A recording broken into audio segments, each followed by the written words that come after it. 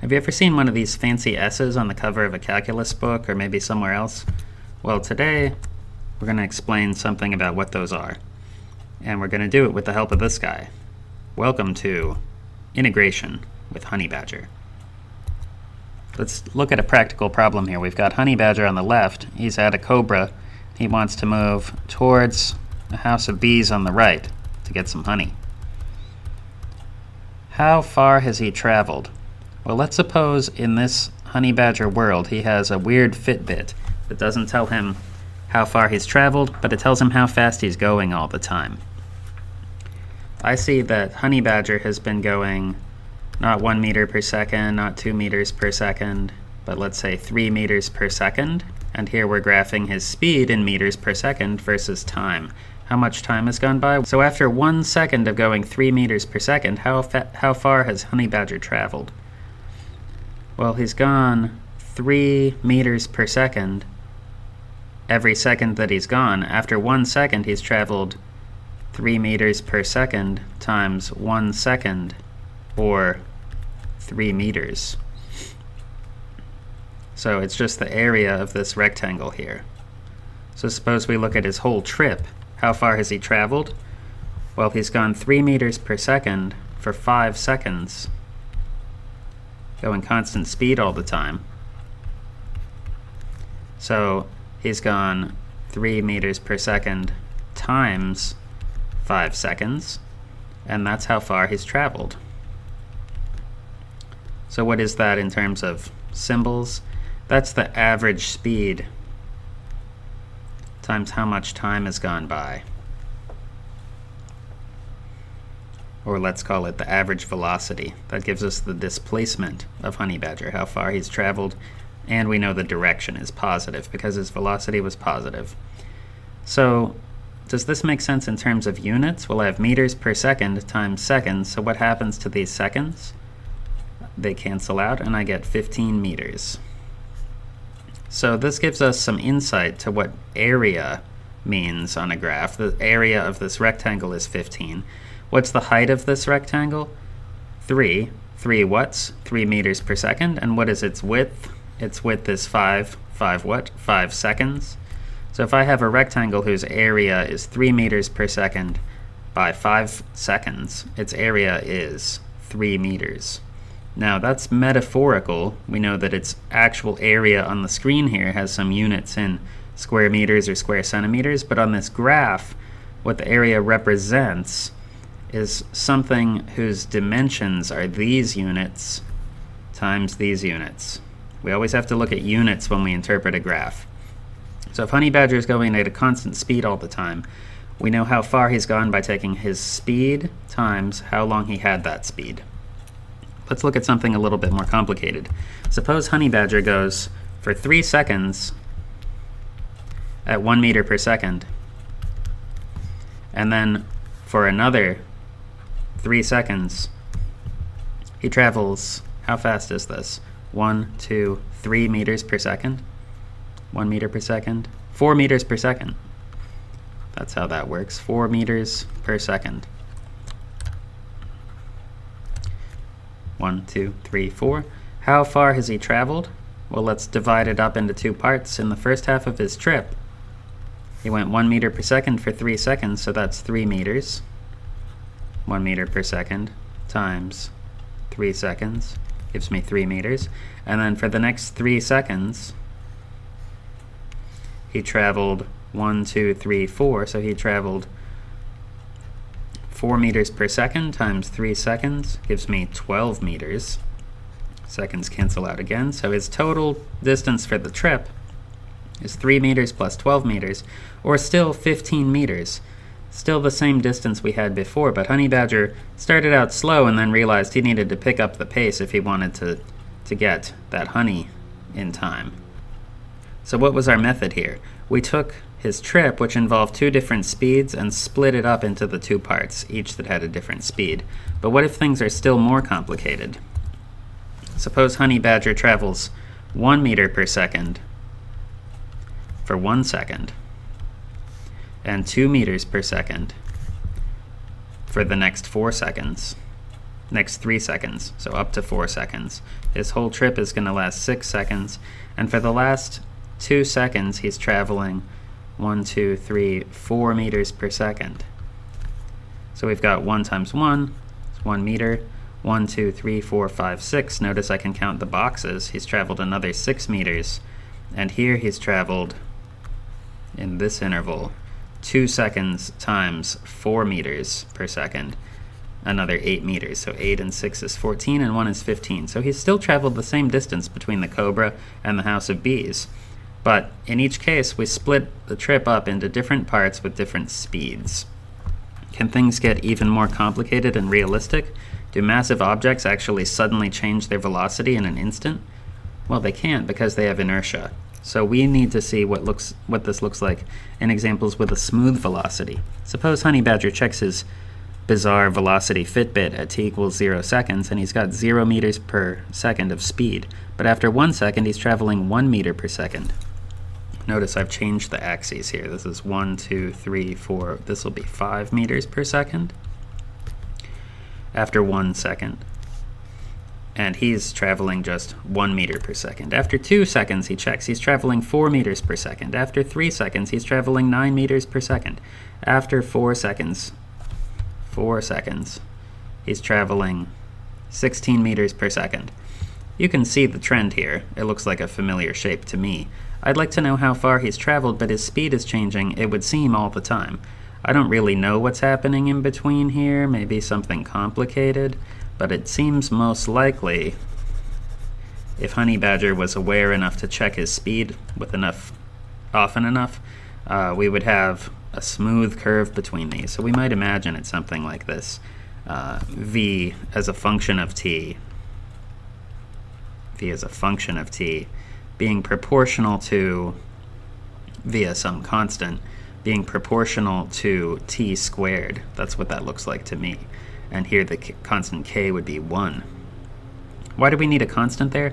Well, the units of velocity are meters per second, and if I square time, I'm going to get seconds squared. So I need to have a constant here that has units of meters per second cubed so that I can get the right units. This is going to cancel 2 of these and both of those. So that's why I need a constant here to make the units work out correctly. So how far is Honey Badger traveling if his speed is changing really smoothly like this? Well, I don't know.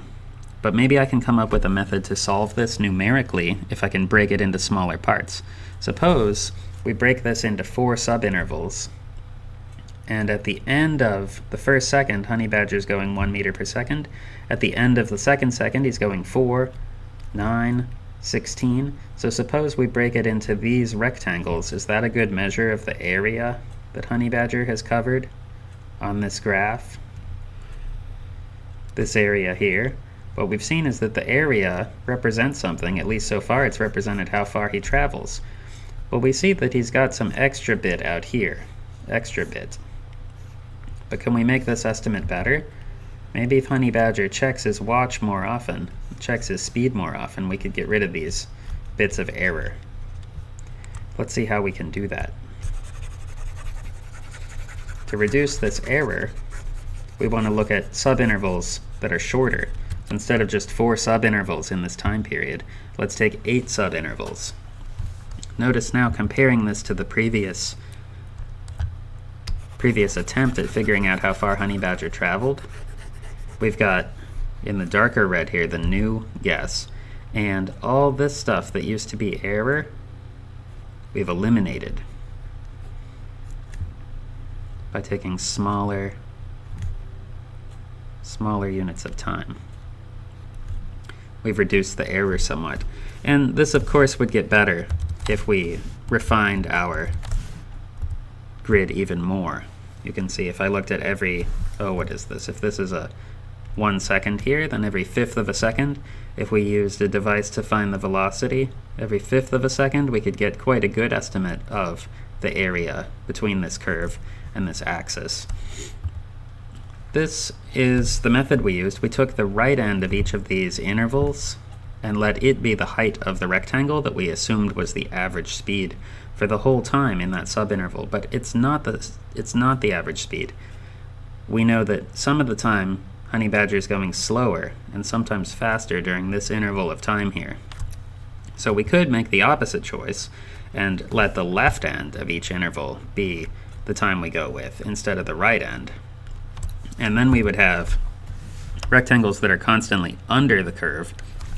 So whereas before we had area up here that we shouldn't have counted, now we have this much area that we should have counted but didn't.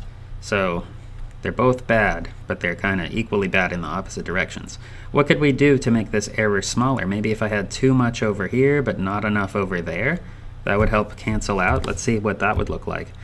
If we go back to our example with a few more points and we look at the midpoint of each interval, so not the left end, not the right end, but the average of the two, then we could fit in some rectangles that look like this to estimate our area. And I'd see I'm overcounting by this much here, but I'm undercounting by almost the same amount over here. So that's a good thing. I could pop this area up over to here, and I would be just about right. So this is called the midpoint rule. We've looked at left, right, and midpoint methods for fitting rectangles under this curve to estimate the area. Can you think of another way we could do this? Well, maybe if I split this into smaller time periods, I could fit another shape, like maybe a trapezoid. If these were straight lines, which they aren't, but maybe I could get a good estimate by calculating this thing. So if I have a whole bunch of little delta t's,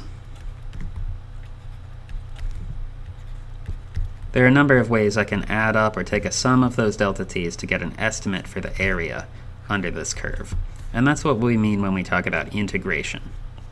So we're saying that the area under that curve, which here represents the distance that honey badger has traveled, it's going to be the sum, we can use our sigma notation, for some number of intervals, let's say I equals 0 to the number of intervals of the how fast he's going at, let's say, the left end of that interval. So at t, the initial t plus how many times have I stepped to the right? Let's say I've stepped to the right I times delta t. That's going to be the height of this rectangle here. So right here is v of t0, 0, and step to the right 1, 2, 3 times for I equals 3.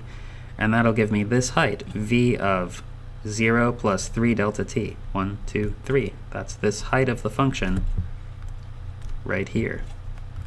So that's v of 0 plus 3 delta t. Similarly, this is 0. This is v of 0 plus 2 delta t. So we could add up this sum. That's the height of the rectangle, but I want to know its area. So I know the width is going to be what? Just delta t. So this gives us a method for finding this sum.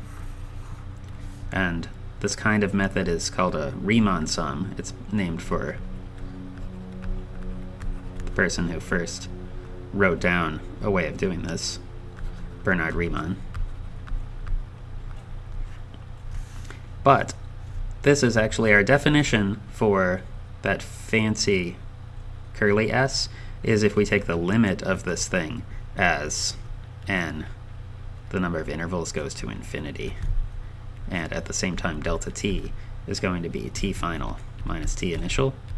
That's the whole width divided by the number of intervals. So notice that this guy, the width, goes to 0 as the number of these things goes to infinity. But clearly this actually has an area, at least for functions we care about in physics. This area really exists. So when we take this limit, we say that we're taking the integral from the initial time to the final time of the velocity as a function of time, and take that velocity times little infinitesimally tiny dt's all the time, and that's how we find the area, which here represents the displacement. So that's an introduction crash course on integration as an idea. It's finding an area. There are only two things we do in calculus. We find accumulation. Here we're accumulating displacement. or we find slope. And now you've seen both of them. In the next video, we'll see how to actually do this with some Python code, how to find an area like this.